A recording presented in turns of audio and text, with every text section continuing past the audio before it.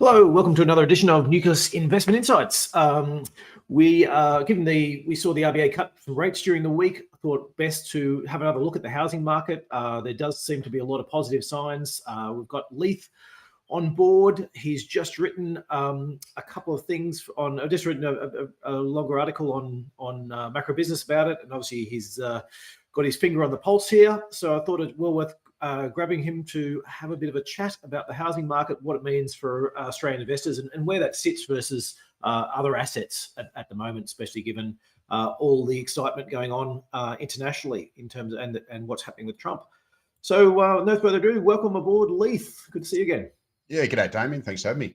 Yeah, excellent. Just a quick reminder, everything you hear today is general advice, not personal advice. If you do want personal advice, you can jump onto our website and book yourself in for a call, and we'll talk to you about what might be right for you from what we're hearing today. So, Leith, we've got a bit of a slide pack. So, actually, let me just grab the. So we've got an AI Leith as well. That's just. Looks better looking. He's got better skin than you, Leith, I think. He does, yeah. Nice and tanned. No chicken pox scars and other blemishes. Yeah, that's right. Just need to ask our marketing person to just put some hair in for you next time. Yes. Agenda. So we wanted to look at the outlook, current Australian affordability, why Australian house prices are looking like they're going to rise, and then some of the investment implications from this. So we'll start with housing affordability. Worst in history. Yeah, it is. Unfortunately, Australian housing affordability, no matter which way you cut it, is arguably at its worst in recorded history. So I've included a fantastic, single graphic which comes from CoreLogic, or I think they're now called Cotality, and it basically summarised the situation at the end of 2024. And so nationally, Australia's dwelling value to income ratio was 8 times at the end of 2024, which is the equal highest in history. And that's up from a decade average of about 6.7. And it was roughly, 3 times back in the 90s or in the early 90s before, the housing market started to take off relative to incomes. The percentage of income required to service a mortgage as of the end of 2024. Now, noted this is before the RBA began its interest rate cutting cycle, but that was the highest on record at 50.5%. So we're talking about new mortgages here. So if you're trying to buy the median priced home with a median mortgage on a median income, the typical Australian buyer would have been sacrificing 50.5% of their income just to meet their mortgage repayments, which is quite ridiculous. And the number of years to save a 20% deposit was at an equal record high of about 10.6 times nationally. And finally, on the other side of the ledger, if you're a renter, the situation was also terrible. So following, a circa 50% rise in asking rents since the pandemic, the proportion of median income to rent the median priced home was the highest on record at just under 33%. So, no matter which way you cut it, Australia's housing affordability stinks. Obviously, with interest rate cuts, the percentage of income required to service a mortgage would have fallen because we've had 2 rate cuts since then. Obviously, Tuesdays wouldn't have been passed on yet, but will be in about a month's time. So that picture should improve. But as we'll discuss, obviously, cuts to interest rates also means higher house prices. So, the structural affordability will likely get worse as house prices continue to rise faster than incomes going forward, which just means that dwelling value to income ratio is likely to climb from its current record high of 8 times. And I think for me, one of the things I sort of, focus on for housing is there's sort of 2 parts to this, isn't there, in terms of an interest rate cut. So one part is when interest rates get cut, that's great for everyone who's got a mortgage in terms of, you see that if you're on a variable rate, you see that blow through straight away. The other part is saying, well, houses though are probably not priced by people who already have a mortgage. They're priced by people who are buying into the market. And from that perspective, I don't, it's hard to say what an interest rate is in terms of, we in terms of our definition tend to try and use, look, if somebody turns up to the bank, they're probably going to choose between the 3-year rate and the variable rate. and they're probably going to pick the cheapest one. That's our sort of our rough thesis on this, is that, look, hey, people don't really know, and clearly, from what we've seen recently, the RBA doesn't really know either. So that's sort of been out there in terms of their statements. And so from that perspective, the 3-year rate for us is probably the one that you want to be looking at, and that has been coming down already. Like, that's already, in the last month, sort of in April, it sort of already started to fall. Like, it was, the 3-year rate was sort of, I don't know, for an investor, was sort of hit almost 7% at one stage last year, and it's down to 6.15 at the moment. So there's sort of already been a bit of this cut. And then if you looked at the sort of standard for an owner occupier, it sort of peaked as well. It was 3-year, peaked to sort of 6.8, and it's back below 6 now. So, there's there's already been some cuts, I suppose. Like, there's sort of these two parts about, which is the most important. So, yeah, I know what your thoughts are on that, Leith. Yeah. I mean, certainly, I obviously haven't been in the market to buy a home for over a decade, so I haven't experienced that. But logically, you think that if you're going to go up and you're going to look to purchase a home, you're going to try and. Although what I will say though is, if you won't necessarily pick a 3-year fixed rate, because if you think the interest rates are going to fall going ahead. So, for example, if I was buying now, I probably wouldn't pick a fixed rate, because the financial markets, are tipping 3 more rate cuts this year. Most economists think, then next year. So you got to weigh that up as well. But I guess it's the thing about saying, like, from April anyway, the RBA's sort of feel for it. And I know whenever I talked about these, people talk about, oh no, I can get a better rate from my bank, and you probably can, but their standard one for standard owner occupier discounted variable is 6.55, and your 3-year fixed rate is 5.94. So you're sort of getting 60 basis points off. And so I guess what I'm getting to from that is if you're scraping to get to the next, you're scraping to get the house you want, or trying to chase the price, is you're like, well, I could go with a 3-year fixed, so I can afford it, and get through. It's also that bird in the hand's worth 2 in the bush, right? So as rates come down, your borrowing capacity goes up. That's right. So you can borrow more on a fixed rate of 3-year fixed rate at 5.9, for example, than you probably can at a variable rate at 6.5. Because the way they work out the mortgage serviceability is they work out how much you can borrow, partly based on the interest rate. Yeah, and I think as well, like, talking about, there's some good commentary out there from people just about how people choose housing and stuff like that, and it's that part where it's very different to a lot of other things. So if I want to buy myself a hamburger, I don't start with what's the most expensive hamburger I can afford. Now let me go and filter, and I'm going to cut out all the ones that are cheaper, and I'll just get the let me go to the top of the line hamburgers. It tends to be whereas housing is exactly that way. People go, oh, what can I afford? Oh, I can afford to spend 1.5 million. Right. Set my limits. That's what I'm not even going to bother looking at houses cheaper than that and more expensive. But that's, here's my band from where I'm choosing from, and then, chasing higher and stuff like that. So there's certainly some parts for that. Okay. So housing affordability, looking poor. And that tends to flow through to rising prices, as we spoke about. So so we spoke all those charts, most of them, the interest rate is a measure that goes into that. So what can I afford? And that's what, we sort of choose to look at that very much as well, is that I think the house price to the house price to income ratio is sort of interesting in a way. You got to save more, you got to save up for it and all that type of stuff. But that's a one-off. I can beg, borrow, and steal, or whatever it is, to get that mortgage. It's actually more about the ongoing repayments that we sort of figure is into the housing prices. And so on that one, you're talking either the mortgage payment versus your rent payment. So, if I can rent a place for half the price of a mortgage, maybe it's going to be more attractive. Whereas if the cost is about the same, a lot of people are going to flip and say, well, if it's costing me the same to rent as to have a mortgage, I may as well buy. And then the other one is your mortgage cost relative to income. And as we said, people are just, they're going to spend as much as they can afford to spend on that part.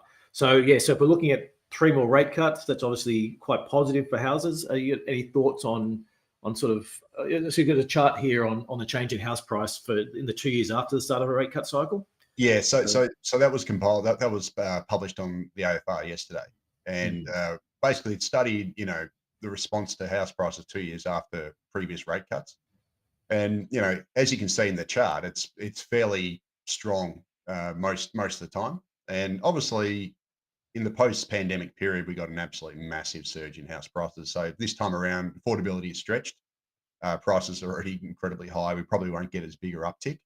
And also, the rate cuts probably aren't going to be as deep as they were during the pandemic. So, financial markets are tipping 3 more rate cuts this year. Now, that is an estimate that changes with the wind. So after President Trump announced his Liberation Day tariffs, I think financial markets are tipping, I think it was up to 5 rate cuts, including Tuesday's 5 rate cuts, so 4 more. Yeah. And then about a month ago, before Tuesday's meeting, they were tipping 2 more after the one we just had on Tuesday. And now, following, Governor Michelle Bullock's somewhat dovish statements, saying that, in a media release following the RBA meeting, whereby she said they consider a 0.5% rate cut and they're more concerned about the external environment. They think they're beating inflation, blah, blah, blah. The financial markets lifted their rate cut prediction to 3 more this year. So, it does change with the wind, but I think we can be pretty confident that we're going to get rate cuts over the next, certainly the rest of this year and possibly next year as well. And that therefore means, so if we've got 3 rate cuts, it basically means you're going to have a 12% decline in your monthly principal and interest mortgage repayments. That obviously increases your ability to pay, increases your borrowing capacity. It's going to suck more people into the market, logically, as it always does. And pretty much every time that rates have been cut, we've had a corresponding rise in house prices, as that chart shows. So that is obviously a very bullish indicator for house prices, the fact that interest rates are coming down. Yeah. Now, a bunch of questions flowing through on this, which I think are probably worth actually answering now as we're talking about it, because I think there's a few things like this that flow through. So one was question just talking about how long before the rate cut flow affects mortgage rates and demand. I think it's safe to say that, look, for a lot of these, the effect on the downside for people, so there's 2 parts in my view. Is one is, what's the effect on existing people who have a mortgage? Now, that can take a while, and actually history sort of says that often people just don't even bother changing the payments. They're actually trying to use this to get ahead. So when I'm already paying whatever, $5,000 a month to pay off the mortgage, you get a rate cut, and now I only need to pay $4,900 or whatever. Is that people just go, no, I'll leave it at 5 and I'll just get in front. It tends to happen. But the flip side is it happens relatively quickly that you see because banks will relatively quickly you'll see that, okay, for new investments now I can afford to get a higher price, and so will they chase it higher? So that happens sort of within a month or 2, I think is pretty safe to say. Leith, Yeah, absolutely. And when we're talking about house prices, we're talking about new demand. So if you're already in the market, like that has an impact on the economy, how much people spend, their disposable income, that sort of thing. When you're talking about actually setting house prices, it's set by the marginal buyer. So that's people who are buying and selling homes. So, someone like me who's got an existing mortgage, whether my mortgage rate goes up or down doesn't impact house prices. No, that's right. I'm living here, but so certainly after the February rate cut, we did see a bounce in CoreLogic's, or Cotality, I should say, daily dwelling values index. Now it has petered out, but it lasted several months. We're now in the lead up to this rate cut, because it was widely expected, we're starting to see auction clearance rates, etc., tick up, and most people believe that we're going to get now another tick upwards, based on buyers know that there's been a rate cut. They know they're feeling more confident about buying. They know it's going to cost them less to service that mortgage. So you get that bounce in demand. And, I'd say it's almost instant, really. So I wouldn't be surprised if we have decent auction an uptick in auction clearance rates this weekend, for example. Yeah, well, I think anyone who's ever been on a list, and I feel like, it's been a long time since I've a similar position to you, Leith, long time since I've been out there actively looking, but I know that I'm still on mortgage brokers' lists from whatever time, and this is anyone who's ever spoken to one will be flooded by emails. Hey, you just, what a 25 basis points cut. Now you can afford to get this. Now you can, whatever it is, it's a sales, for them, it's a big sales pitch around. And so I've received 2 calls this week, Damien. Yeah, and they're pushing straight away to go, yes, let's try and get people, and at least even if they haven't actually seen the rate cuts in the actual numbers yet, they'll be doing it in their calculators and talking about, oh, now you can afford to spend this much more, and maybe you can get the house that you really wanted. Okay, so there's that. The other question, there's one about from David about the lowering cost of new dwellings. I might get to that in a minute, actually, some of that supply side. On the Max has got a question about Australian government bonds continuing to drop with the cuts, or is there a chance that US bond issues will affect our bonds? Now, this is sort of important one. I don't know, we've got some, my rough thought on an investment side is the long-term bonds very much get tied to a sort of global long-term bond one. And so, especially 15, 20-year bonds, if all global bonds, or particularly US bonds, are moving up or down, Australia tends to get dragged along with what's happening in the US at that end.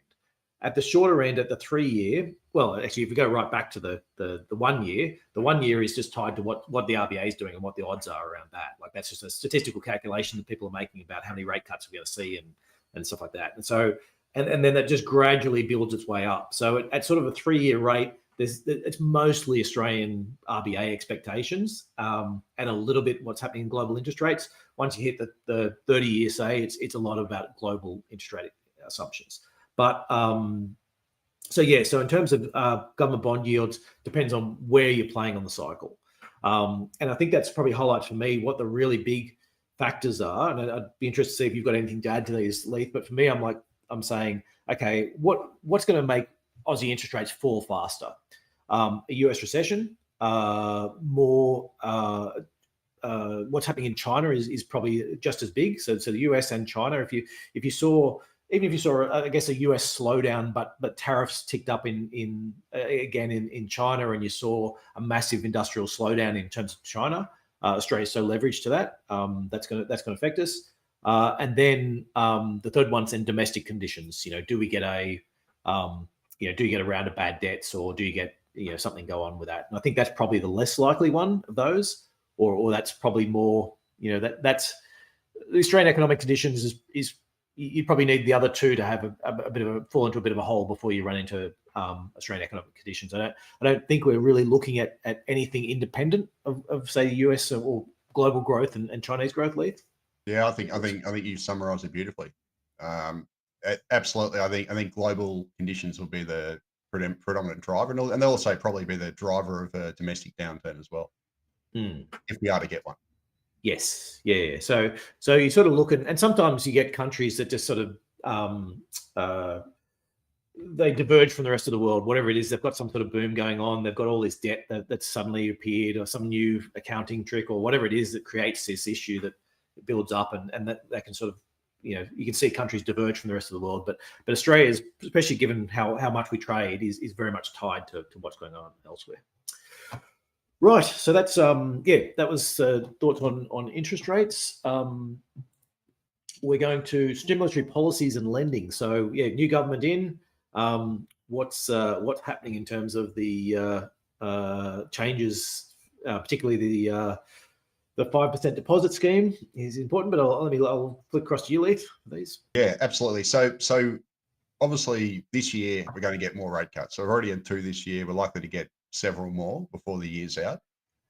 So that should obviously stimulate the market this year and into next. But next year we also then get a whole suite of demand side stimulatory policies from the newly elected government. So during the election campaign, the Albanese government promised to allow all first home buyers to purchase a home, so new and existing, the whole lot, with only a 5% deposit. And they'll do that. And this comes in on the 1st of January next year is when it's scheduled. So, it could potentially lead to some first home buyers holding out, which could lower the price growth this year before they jump in next year to take advantage of these measures. But under this policy, taxpayers, the government, i.e. taxpayers, will effectively guarantee 15% of all first home buyer mortgages, which means that first home buyers only have to put down a 5% deposit, and they don't need lender's mortgage insurance. So I've been a little bit cheeky when I say this because it's not technically true, but I previously described it as a state-sponsored subprime mortgage scheme. because we're going to be bringing in a whole bunch of people who otherwise wouldn't be able to buy them with very low deposits down. And obviously, this policy is going to increase their capacity to pay. It's going to bring more buyers in the market sooner, and arguably, logically, it should help to push up house prices. And another measure that was announced. So before you get to that one, so basically, this is one of these classic thinly veiled. Oh, we're trying to help out first home buyers, but actually, what we're really trying to do is boost the housing market. Yeah, and so it's a zero sum game.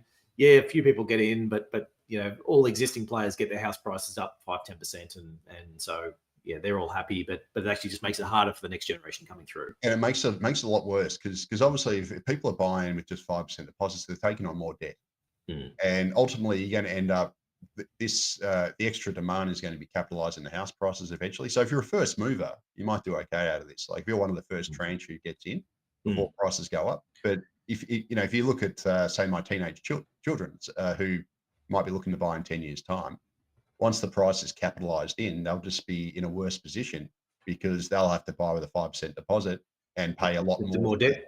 Yeah, that's it. They'll basically paying a lot higher prices than they would have otherwise. Yeah. So effectively, you end up with a more expensive housing market with households carrying more debt. So it's self-defeating from an affordability perspective. It's also worse from a financial stability perspective because households will be carrying more debt. And it obviously means that if we ever did get a house price crash in the future, like a significant one, taxpayers could be on the hook for the 15%. That's not. Yeah, well, that was where I was going to get to for that. There's two things I should talk about. Liability, those. Yeah, one is this: if you are going to save, if you're in this, or you got kids in this, or nephews and nieces or whatever, and you are saving for a first home, make sure you're using the first home buyer super scheme. So you can basically use your tax rate in your super fund to save at a much reduced tax rate. So you're going to get there 25% faster. If you're the average person on sort of 100 grand, or I think basically above, if you're in the 30% tax bracket, so I think it's above 45,000 or something, you're going to get there 25% faster if you use this. If you're on any tax rate that's higher, you might be getting there 30 or 40% faster by using that, because you're basically getting huge free kick from that. So so that's a pitch for our product. If you need any help, speak to us. But the second thing along those lines is that if we're talking about this first home buyers sort of loading in, is the question about saying, I guess the delay in this is about saying that. Sorry, I've lost my train of thought on that one. I did my sales pitch and then I forgot where we're going with this. First home buyers grant. So anyway, actually, let me flip back to you, Leith. I'll remember what the second point was. Sorry, mate. It happens to me all the time. Yeah. Sorry, that's right. When things go wrong, sorry, I remember what it is. So the issue with when things go wrong with these ones, so let's say you are building a new subprime, and the Australian government is basically going to be on the back. It turns into basically that there's like what happened in the US. All of a sudden, we built up this massive subprime market, all funded by the government, and everyone's basically putting it onto the back of the government. Is like, great, I can take out these loans, 5% down. If anything goes wrong, government's on the hook for the mortgage insurance. Who cares? And the bank starts shoving it down. That's going to take years or decades to play out. Like, that's not they'll do this and in 18 months' time we'll see a big financial blow up and a housing price, whatever it is. This is it's sowing the seeds of a structural issue that you'll build up over time. And in 15 years' time, you'll have this massive, as you said, subprime first home buyers thing building there that everyone's trying to shove as many people as they can. And you need to get, all the banks will be lobbying furiously for the government to get more immigration so you can get more people in to get the first home buyers and, all this stuff like that. And that's, so you might be worried about that being a financial blow up, but that's not even tomorrow's problem. That's the day after tomorrow's problem in terms of a fair way down the track. It's not great policy, big chance of financial issues can go wrong, but just not for any time soon. Yeah, and it's also a structural policy band-aid on top of a band-aid, because we've been doing this stuff for the better part of 25 years with first home buyer grants, tax policy, all sorts of stuff that's just added demand side measure on top of demand side measure that has completely warped the Australian housing market and I'd argue warped the economy. and we're effectively doing more of the same. So this is just doubling down on stuff that we've been doing for the last 25 years, pretty much. Which all, as I said, it all worked. It was basically what they wanted.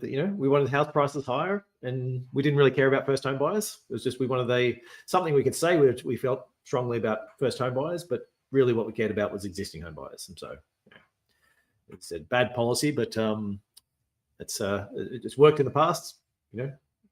Keep pulling the same lever. That's it. Just keep kicking the can. So some other policies, and these are minor in the context of the 5% deposit scheme, but also I think it was in February, the Albanese government directed the financial regulators to therefore direct the lenders or the authorised deposit-taking institutions to exclude student debts from loan serviceability calculations. So basically, going forward, I'm not sure if it's come in yet or it's about to come in, but it was announced lenders won't have to consider HEX debts when they assess people for their mortgage serviceability. And Compare the Market did some analysis, and they said that they found that if for somebody on say $100,000, they'll be able to borrow $56,000 more, and if you're on, I think it was 140,000 or 150,000, which is obviously the very top, peak of first home buyers. There wouldn't be too many of those, but they could borrow, I think it was $96,000 more under this policy, just this one policy alone.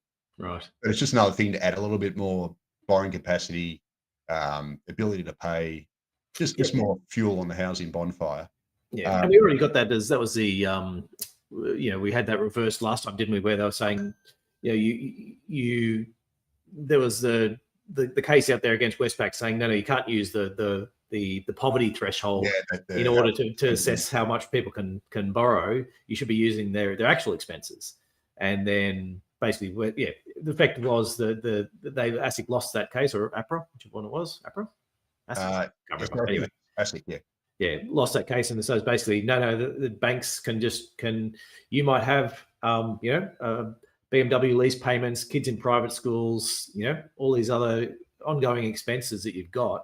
You can just say, no, I'll forget the fact that that's the case. Forget the fact I'm spending, $50,000, $100,000 on sending kids to private schools. Just exclude that from the calculation and ramp me up. So yep. And their thinking there was, well, you can always pull your kids out of private school, and you would do that to pay your mortgage. I think that was the thinking behind that decision, but it is what it is. Another one, Labor also expanded the number of places for its Help to Buy shared equity scheme, which allows, which basically means that the government will take a 30 to 40% stake, depends on whether it's a new property, existing property, etc. They'll effectively co-buy a property with you, which again means that if you're a marginal buyer who otherwise can't afford to purchase, you can then get into the housing market, purchase a home. You can pay more than you could otherwise because you're only paying for 60 or 70% of it. But it's just another one of these demand side measures that puts some marginal upward pressure on house prices. So they announced an expansion of that. So those three policies are basically, especially the 5% first home buyer deposit, that's the main one. But those will just add further stimulus to the market on top of the cuts in interest rates, which inevitably would just end up, being capitalized into house prices. And on top of this, we've also seen some lenders bring out some new products to add more fuel to the fire. So we've seen some lenders come out and start offering 40-year loan terms. So years ago, it used to be, I think when my parents bought it was like 15 years. It was talking back in the 70s or early 80s. And then it went to 20, 25, now 30-year loan amortization periods are the norm. Yep. Now lenders are increasingly starting to do 40-year loan periods. Japan's got 100. So yeah, that's it. We'll get there eventually. Yeah. That's it. We've got a long way to go. We could have, multi-generational ones coming up soon. That's right. Or you just pass on to your children. So in your will, you got my mortgage as well. Yeah. Excellent. Actually, before we get to the next one, let me just go to a quick sales message. We'll be back with the investment insights very shortly. Nucleus Wealth is an active and passive investment manager. If you like what you're hearing and want some help with your investing, we can do it for you via our active portfolios. Our tactical and core portfolios use the insights shared in this podcast to construct and manage your investment. We blend tactical portfolios to offer our combinations of international shares, Australian shares, government bonds, and cash. We vary the asset allocation with the goal of protecting your capital in times of market uncertainty. We also have active international and Australian share portfolios. These are chosen using our quality and value investment philosophy. You can find out more at nucleuswealth.com. Now back to the show. Right, sorry, one more I wanted that you wanted to go on, and I missed this one. So this is just last week, is it? So we've got 10-year interest-only terms without reassessment. Do you want to talk? Yeah, that's it. So this was, it was either last week or the week before. Certainly this month. I lose track of time now because the weeks are just molding into one. But AMP announced that they've introduced a 10-year interest-only loan terms. So this is for all borrowers, not just first home buyers, it's for upgraders, investors, etc.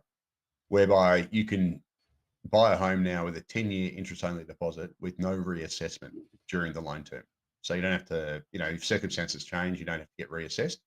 You've got 10 years to basically only pay interest back on your mortgage, which again increases capacity to pay, or increases your borrowing capacity because you only have to pay interest, not principal and interest. And it's just another measure on top of everything else, which will add some, marginal upward pressure to house prices. Yeah, that's interesting. And there's one more as well that you said is there definitely, could there be could this have an unhappy ending at some point? You go, yeah, that's exactly the type of thing where, look, the Australian government is pretty dedicated to keeping house prices high, but if you ever run into sort of major economic downturns, say Trump did go through with a bunch of economically damaged one, or you end up with a war, major war, or whatever it is, you end up something quite bad that ends up in a house price downturn. These are the types of things that end up making it way worse. It's goes from being you get house prices fall 10-15%, and the next thing you know they're down 25 because these types of policies where people geared up and then they just have to get out. I think the bigger issue is not so much a house price crash like that. It's more just the warping of the Australian economy, whereby for the better part of 25 years we've just funneled unbelievable amounts of resources and capital into pumping up house prices rather than doing anything productive with it. Yeah, and that's the so our entire banking system has been geared towards lending for housing rather than trying to lend for new businesses, venture capital, all this sort of stuff. And lending on existing housing as well. That's the other thing, isn't it? Like you can have some sympathy if you've got these policies designed to say, let's go out and build new stuff and get new capacity on, especially if you packing as many people in as you possibly can, and you need to expand your supplies. You go, okay, policies to expand existing supply make some sense, but policies that basically geared to driving up demand and not changing supply are the ones where it's just going to add to prices. There's no absolutely benefits for it.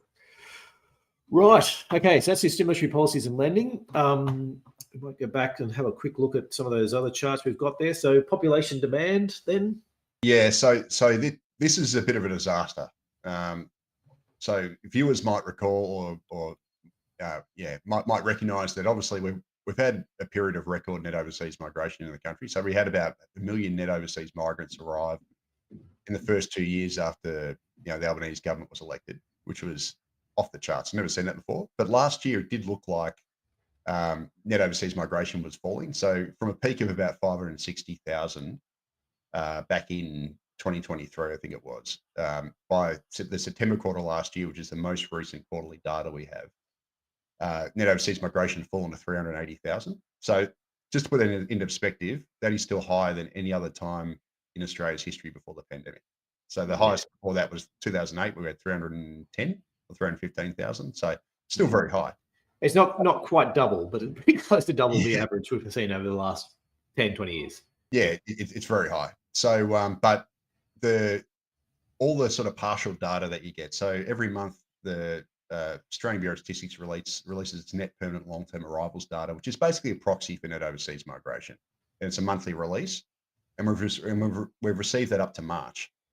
And what that shows is that if you go by that, net overseas migration has rebounded back up. Now there's a chart there in the bottom left from Justin Fabo from Antibody and Macro, and you can see that that's the orange line. It's rebounded back up. We've had very strong arrivals in the first 3 months of this year, which suggests that net overseas migration has picked up. Also, temporary visa numbers student visa numbers are all basically at record highs again. And even the monthly labour force release that came out, was it last week, for April, its civilian population data showed that it's rebounded as well. So it looks like immigration's picked back up. Now, on the supply side is terrible. So we're building about our housing construction rate currently is tracking near decade lows. It's very poor. We've built about 170, just over 170,000 homes in the last 12 months, going by the latest data. Now, the National Housing Supply and Affordability Council, that's the advisory group. That's the government's advisor on housing supply. It released its 2025 report on the state of the housing market just yesterday, or sorry, this week, I think it was. It was either yesterday or Tuesday. And what it showed, or what it forecast, is that the government is going to miss its housing target. So the government's got a 1.2 million homes over 5 years target, which was never realistic. It was never going to be achieved. But it said it's going to miss it by about 262,000. So, roughly 20 odd percent.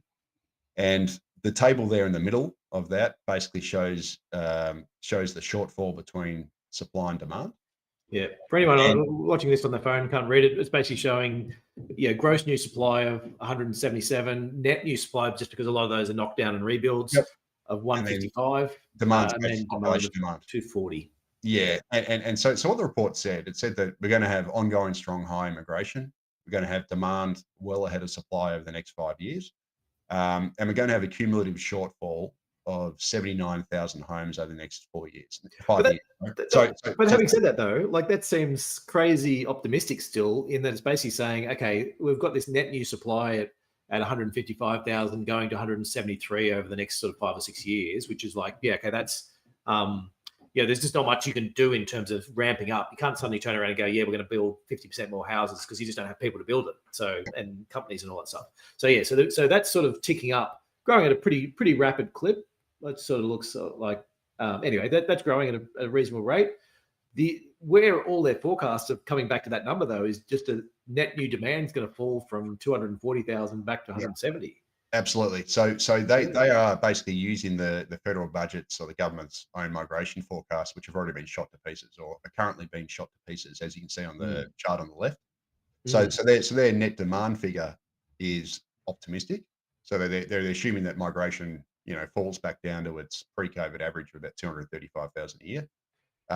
When evidence says to the opposite. It probably won't happen. At the same time as they expect supply to rebound, which who knows? It doesn't look very likely. But even with these rosy assumptions, they're saying that we're going to have a shortfall of homes of 79,000 over the next 5 years. Now that doesn't mean a total shortfall. That is an addition to what we already have. So there are, Shane Oliver from AMP and some others have done estimates suggesting that the shortage of homes in Australia is currently tracking above 200,000. So with this, it's going to be close to 300,000 if you just add these two figures together.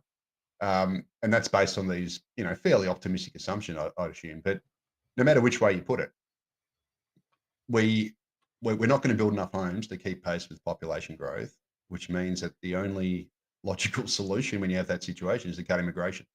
So you've got to cut the demand side. Now, what the report said, sorry, I just add this one last point. What the report also said, the National Housing Supply and Affordability Council, it said that the rental crisis is going to get worse, is what it's flat out said in its report, because we're going to have this ongoing imbalance between supply and demand, the demand comes from population growth, i.e. immigration. So we're going to have this ongoing rental crisis because the federal government is basically continuing to fire hose additional renters. They're importing renters into Australia's housing market when we can't build enough houses for those renters. Yes. Disaster. And anytime I look at a report and it says I have two variables here. One variable I've got growing at 2 to 5% per annum over time, and the other variable I have falling by 40% over a 3-year period. You got to look and say, well, what's been the history of this? And as we just showed, that's the history is they don't really have much control over. Well, they probably do from a big picture policy setting, have control over how many people are in. But they seem to be passengers on this, as opposed to they'll set up their policies and then they're like, this, we're going to bring down the number of people or whatever, and then they'll be like, oh, actually the number of people rose. Oh well, let's go around and reset. We might tweak our policies at the edges about students or whatever it is, but it's not. They're not really driving it. They're not, in terms of how many people are coming through. Yeah, and often so I'll just use international students as an example. They'll use workarounds to get around the policy. So what they're doing at the moment is we've got record numbers of bridging visas in Australia. So effectively, students, once their visas expire, many are refusing to go home, and they can put a spurious claim into the Administrative Review Tribunal. It used to be the AAT, just changed its name, and effectively they go on a bridging visa, which means they can keep all the same work rights and everything they had before under their old visa, and they can stay in the country for years while the backlog of the Administrative Review Tribunal gets worked through, which takes a long time. It's got literally hundreds of thousands of cases on the backlog. So there's all these ways, so as a result, you have less migrants leaving than they expected, alongside very high arrivals, which means we just have ongoing high net overseas migration, high housing demand, that sort of thing. So yeah, look, it's not a pretty situation, and unfortunately, the rental prices that's already, obviously in a very poor state, is going to continue as long as we continue to import more people into the country than we can build houses for. It's not rocket science. This is all pretty basic stuff. And unfortunately, the federal government's own advisory council has got it here in black and white. Obviously, they use, bureaucratic type speak. They're not as blunt as I am. But the data's there for everyone to see. And they don't believe the federal government's target. They say it's completely unrealistic. And yet and even with their, Panglossian assumptions, they say we're going to get a worsening housing shortage. So it's not great. Yes. Quick sales message, and then we'll talk about investment implications. We'll be back again shortly. If you like what you're hearing but want a low-cost passive option, Nucleus Wealth is the first to offer passive direct indexing in Australia. The first generation of passive investing was index funds. The next gen was ETFs. Now direct indexing is here with significantly more customization and control. The benefit of direct indexing is you can add or subtract investment themes, and we have almost 100 different options to choose from. For example, you could buy an international share direct index portfolio that excludes fossil fuels and arms manufacturers and has a tilt towards cybersecurity and cloud computing. Alternatively, you could buy a portfolio with no screens and an extra exposure to nuclear power and defense contractors. You can find out more at nucleuswealth.com. Now back to the show. Just before we get onto the investment view, so I just thought it was worth talking about some of the political implications of this, because I think the lesson that, when I look at the latest federal election, there's not a lot of support for either major party, and I would suggest that a lot of the landslide, so to speak, win we got from Labor was actually on a really low level of primary vote, was actually more about the failings of the Liberal Party than it was about the wild successes of the Labor Party. There's sort of like a mild drift back to Labor. Still, everyone's voting for third parties, but the Liberal vote collapsed. And given that there's sort of this, they're swinging back towards the middle, it seemed to me that they're probably trying to go against sort of Trumpian policies, so to speak, is the view that they're learning, is saying, well, do we want policies that Trump have? We probably don't. That seems there seems to be a pushback against Trump. And one of his policies is crack down on immigration. And so I wonder if that's a lesson that the Liberal Party is going to say as well. Let's just not crack down on immigration as much as we might have said. Like they're the one party that was, not the one party. There's a couple of other parties, a couple of the right-wing parties, say Pauline Hanson, that are never going to get in that are supporting that. But they were at least sort of paying a little bit of lip service to slowing down on immigration. I'm wondering whether your thoughts are on whether they'll backtrack on any of that now. And so we won't have either of the major parties even talking about immigration as an issue. Yeah, well, I mean, I certainly hope not. I think if the housing crisis keeps getting worse, and we have, and say the forecasts of the National Housing Supply and Affordability Council play out, or it's even worse than what they've said, there has to be a backlash at some point, you'd think. But I think the problem with the coalition was they sold everything. They sold all their policies really badly. So in between, amongst their policies, they actually had a few good ones. I think their immigration policy was actually, while they were right to argue to written it down. They were completely wishy-washy with it. They were contradictory. They couldn't explain it because one minister would say, one member would say something, and then the other one would contradict them, and there was no, and also they were contradictory in that they opposed student caps last year. They opposed Labor's student caps, but then argued for. So, very, very untrustworthy, I guess. They were contradictory, they weren't consistent, and they weren't trustworthy. Yeah, it seemed like everything was we just wanted to try and wedge the government on something. Yeah. But we're happy to take opposite positions as long as we can wedge them. Yeah. Yeah, but it was also, then you point to something else to say, well, hang on, that doesn't go with that. So, it was pretty bad. But they did have some nuggets of good policy, like the gas reservation policy is excellent. And unfortunately, to your point, I hope we don't get the good ideas thrown out because of the election result. Well, I guess where I'm getting to with this, though, is that, I think you could, if you had a strong option in terms of that was out there banging that drum on a regular basis of there's too many people coming in. We're happy to have immigration, but there's too many people coming in. We need to slow it down to levels where we can actually build the right number of houses to populate these. We need to get young people into their houses at a reasonable price. If you had somebody a strong opposition party doing that, then you'd force the government into policies that might, wind back on those.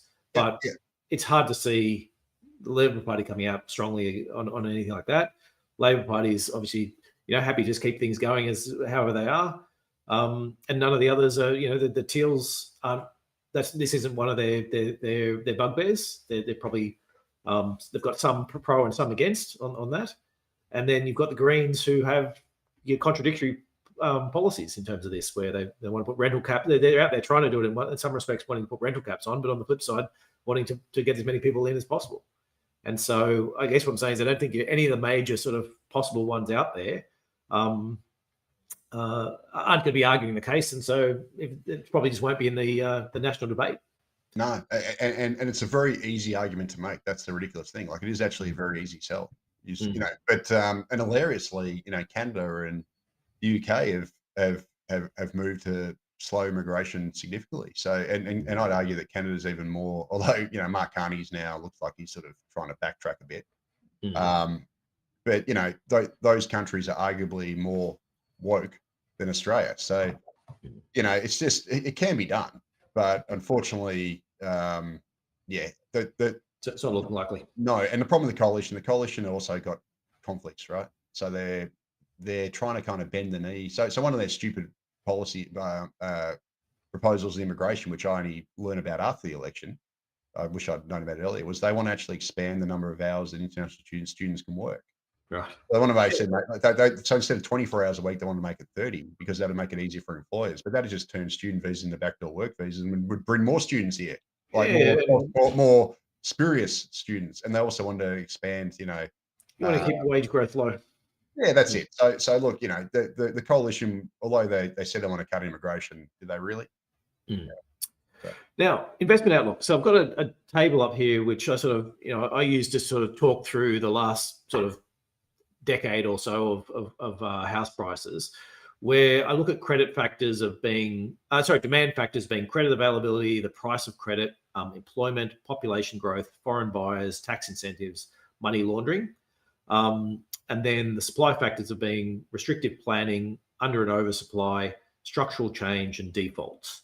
And so basically, during the boom years, 2012 to 2017, basically everything was all green. It was all up, lots of credit, price of credit falling. You had a bit of a bust in 2018 where the credit availability suddenly fell as we had the Royal Commission. But then we're back on, sort of pre-COVID into just sort of a more neutral environment. Then during COVID, we sort of had this, factors working in different directions. This big drop in population and foreign buyers, and at the same time, we had massive increase in the amount of credit available, and the price of credit really fell as trying to bring people on.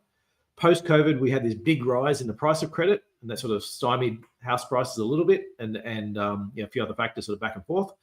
And I guess what I'm looking at is this outlook. Sorry, and I've titled the outlook 23 to 24, but it's actually meant to be 25 plus.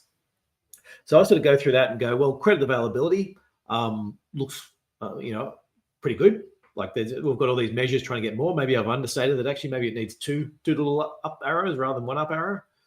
Price of credit is falling, not dramatically, but it's falling a little. Employment sort of seems to be a neutral one. Wage growth's looking better, but it's from pretty low rates. Immigration, population growth looks great. Foreign buyers, I'm not quite sure on the foreign buyers. I haven't got anything either way there. Tax incentives, we've got lots of tax incentives coming out, and money laundering. Actually, I'm not even sure what we're up to with money laundering. I know that was mooted for it, but it keeps getting kicked further down. So I don't know what your thoughts are on any of those. Where I've got it wrong. So foreign buyers, Labor's committed to ban temporary foreign buyers for a couple of years, just like the coalition did. So, but to be honest with you, I mean, how much impact is it going to have? Like, I guess that could be a very tiny negative. And the money laundering thing, Labor did actually implement the tranche to any money laundering laws. Though they said that they would implement them, which is the first time since I worked at the Treasury back 20 years ago when they were being created that the government's actually committed to doing it. But I don't think that comes in until I think it's mid next year, if it does come in, and it's probably going to go through a whole bunch of consultation and all that, and probably getting watered down anyway. So if it does have an impact, it's not going to have an impact till mid next year anyway. Yeah, and there's always the thing that, as I said, I think we had certainly within the financial services, there was a bunch of things that were definitely going to get done in the last term, and then once they got sort of 6 or 12 months out, they were like, oh, a bit of percent pushback. We'll just wait. Yeah, or they would say, it needs more industry consultation. Yeah, that's right. They just kick the can. Yeah. So, right. So so I've always got my cynical hat on for those ones. Is that if that's the case, and for anyone who hasn't listened, we've got a couple of podcasts out. There's a guy who wrote a book we had on maybe about 2 or 3 years ago. Just Nathan. Oh my God. Talking about this, and so there's a podcast out there about that, and just about how bad Australia is relative to the rest of the world, and how Australia is the lucky laundry is what it's called, just about how much money laundering goes through Australian property, and it's sort of that. It said none of these are like going to blow up the Australian housing market on their own, or they're going to create or whatever, but it's just all these little things where everything's just sort of all pointing in the same direction, and nothing really particularly negative. And so maybe that money laundering could turn around the other direction if all of a sudden they went, yes, tranche 2, and we're actually going to force property real estate agents and solicitors to make sure they know where the money's coming from. But at the moment, they keep talking. They've been talking about doing it for how long now? Oh, 20 years. It's so 25. 2004. No. When I was at Treasury in 2004, they were devised. I think 2005 they introduced it. So about 20 years. Yeah. Because it was all post World Trade Center. Yeah. So it was 2001. So probably 2002, 2003 they started talking about it, and we've been Yes. Okay. Then on the supply side, so restrictive planning. So I don't think there's any particular changes to the planning process that I've seen. Everyone wants to complain about it and say, it's all local governments or it's all state governments or whatever the case is. But, it's all mucking around the edges, unless I've missed anything on that side. Yeah, look, I think Tim Gurner, who's a prominent apartment developer, said it best. He basically said that he predicted a 15-year rental crisis. I think earlier this week or last week in the AFR, and he said that you can do all the things you want to do with planning, but it's not going to make much difference because construction costs have gone up. We got don't have enough labour, etc. So it's not going to move the needle anyway. Yeah. No, that's it. At least not in a median, even short to medium term. Yeah, because there is this issue, isn't there, around this whole construction costs, and they talked, and there's a little bit of debate about. Well, there's certainly allegations that the productivity in the Australian building sector is going backwards, and at quite a rate of knots. And then there's questions about, are we measuring it properly and all that type of stuff. But I guess what I'm wondering is, it seems to me that when you look at housing costs, it seems to be that people have this sort of rule of thumb about, look, I've just shelled out $800,000 or $1 million for a block of land. I'm not going to stick a $200,000 house on it. Yep. I'm going to spend whatever, at least half the amount or more than, or the same amount that I'm spending on the land, I'll spend on the house. And so it's this question about saying, do we have anyone out there who's actually going, I'm just going to build these things as fast as I can. I'm going to, whether it's prefab or it's just building smaller houses or whatever it is, but it's just like going, I'm out there going, buy it, build it, move on and get to the next one. Whereas it seems to be that, no, that's not the case, because people have to spend so long saving up. By the time they're getting there, they're much older, and now they're, and other houses in the, there's this whole, you don't want to be the, you don't want to undercapitalize what you're spending on this, and so people are just paying up for the for whatever it is in terms of the we're potentially spending more on a house that might not be significantly different, I suppose. Yeah, I think that's spot on. But there's also another reason why productivity stinks in the housing construction space is because there's been a massive blowout in back office people in the construction sector. So Australia has one of the highest shares of construction workers in the OECD. But some data came out from I wrote it up the other day, Macro Business, and actually showed that the fastest growth in the construction workforce has actually been back office people, not tradies. So not people actually building the homes. It's been the not really bureaucrats, but the suits, compliance, suits. So a lot of the construction workforce, a lot of the growth in that has been suits in the construction industry, and as a result, that is one of the reasons why the construction productivity has fallen, because the output per worker has tanked, because you've got less people actually building the homes as a share, and more people doing all the compliance and all the other BS that goes around it.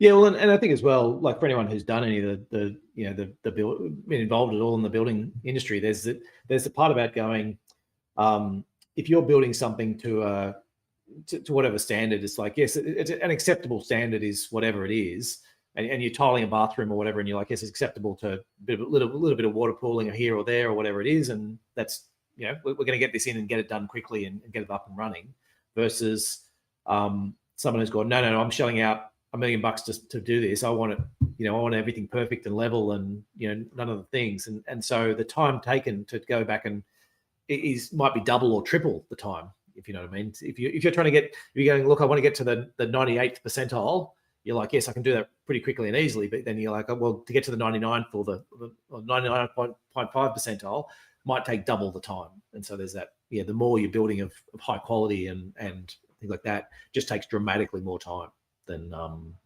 what it does to bang something up quickly. And we don't have anyone doing it. Okay, the other thing then, under and oversupply. So a lot of words about developers collapsing. You see that on a relatively regular basis, just with this whole the cost of construction just going up time after, and some of that's, or a reasonable amount of that is related to, as you said, that the compliance side, but there's also the energy costs as well. Yeah, so the cost of materials and all that sort of thing has gone up about 40% since the pandemic began, and so the imported cost of materials has gone up, but also the domestic cost. So there are some parts of Australian manufacturing cannot be offshored. So for example, if you're making bricks, for example, that has to be built here because they're so heavy, they're expensive to transport, they're difficult. But the cost of making bricks has gone up a hell of a lot because energy prices have gone up. So you obviously need gas-fired furnaces to create bricks, and we've got very expensive gas prices. So as a result, you end up with higher materials costs. So part of it's just the price has gone up everywhere, but also part of it's Australia's high energy costs are making it more expensive to build housing as well. And unfortunately, the construction costs have gone up so much that a lot of builders can't turn a profit at current prices, which is one of the reasons why we don't have enough construction. It's also why construction insolvencies are tracking at more than double their pre-pandemic level. So we have basically record construction insolvencies. And there's one other point, Damo. a lot of the policymakers say, oh, we need to build apartments because apartments are cheaper, etc. They're actually, it costs a lot more to build an apartment than a house. So the actual cost of the building an apartment structure costs, the per apartment costs more than building a house. Right. And so that's coming from the actual ABS data. It is a lot more expensive to build apartments. So this whole notion that we can just build high-rise shoeboxes and expect to solve the housing affordability crisis is completely unfounded. Although the land costs will be cheaper, obviously, the construction cost is a lot more expensive than building a detached house. Also takes a hell of a lot longer. So to build an apartment takes a lot longer than it does to build a house. So Yeah. you know, unfortunately, the maths just doesn't add up. Yeah. Yes. So, and that's coming back to my structural change. I guess that's probably one of the things I could say. Look, is there a slight negative in that, insofar as during the pandemic, there was a big push for people to have fewer people per household. Everyone got locked up, and so all of a sudden said, oh, well, maybe I want one fewer flatmate or whatever it is, and so that sort of desire for houses versus units and a bit of spread as well, to say, well, more regional demand and versus city demand. I guess my expectation is that's probably coming back a little bit now. It's probably starting to, there's just that, that initial push out has sort of created a bit of a structural issue, but now that's coming back the other way. And so there's probably a slight negative, but not enough to knock out any of the other positives we've seen. Yeah, and actually the National Housing Supply and Affordability Council's report actually mentioned that we're going to have more grouping. So there's a chart in there showing that the number of people per dwelling has actually been increasing. And part of that's in response to this affordability. It's kind of reversing what happened during the pandemic. But it's just the availability as well, isn't it? It's just saying, well, you've just got to get to the stage where I'd love to live with 3 flatmates, but rather than 4 flatmates or 5 flatmates or whatever the numbers are, but if you just can't find anywhere that's available, then it's got to jam. And I think it's actually one of the reasons why the projected shortage from I need to double check this because I should have actually checked that because I just thought about it now. But they did mention in their report that they expect more group housing in response to the high rental costs, etc. But that might also be one of the reasons why their projected shortfall over the next 5 years looks a bit optimistic. It could be because they're assuming that we have more group housing. So as people move into group housing, you need less houses, obviously, even though it's suboptimal for those people who have to share a home when they don't want to. It is one way of, I guess, alleviating the housing shortage. Yeah, and I'm hearing as well from people that some of the land tax issues, land tax raises in Victoria are starting to bite in terms of people with second and third houses, in terms of saying, well, do we really want to pay this extra tax, or do we want to get that, especially for, say, a holiday house, for example, is saying, and that's where, there's certainly, so I think it's 10% houses unoccupied in Australia. Is that ballpark? Yeah, I can't remember exactly. So it's census. That's also based on census data, which is a bit dodgy. In that, if you're away on a holiday or you're in a hotel that night, that'll classify your home as being unoccupied. Yeah. So it definitely is overinflated, that figure.